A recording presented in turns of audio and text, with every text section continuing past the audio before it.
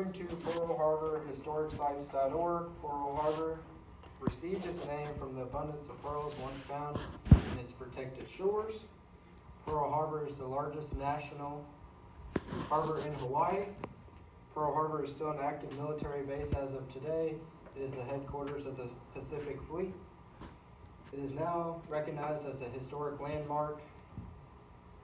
One reason for that would be the surprise attack on Pearl Harbor. The events that led up to Pearl Harbor: Japan invades North China.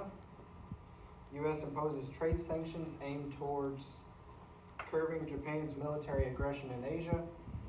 April 1941, the U.S. starts to monitor secret Japanese messages going back and forth. This happened after Joseph Grew, the U.S. ambassador, warned them of a surprise attack that could be coming. After months of planning, Admiral Yamamoto was ready for war. They had it planned even down to the day. They planned it for a Sunday because they figured more of the people would be relaxed and at least less expecting of it. November 16th, submarines leave Japan. November 26th, aircraft carriers follow, along with escorts. November 27th, Admiral Husband Kimmel and Lieutenant General Walter Short received word of possible attack on the Pacific Fleet. The day of December 7th, 1941.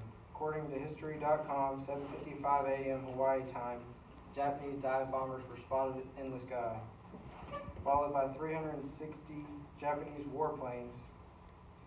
7:02 a.m., two spotters seen a large group of aircraft, but there was a flight that was expected from the U.S., so no sirens were sounded. There was a second wave that struck at 8:40 a.m. They traveled 3,400 miles to execute their attack. The attack lasted for over 2 hours. Destruction and death. Most of the Pacific Fleet was useless. 5 out of 8 battleships, 3 destroyers, 7 others sunk or were critically damaged, along with more than 200 aircraft. 2,400 Americans lost their lives, and 1,200 others were wounded.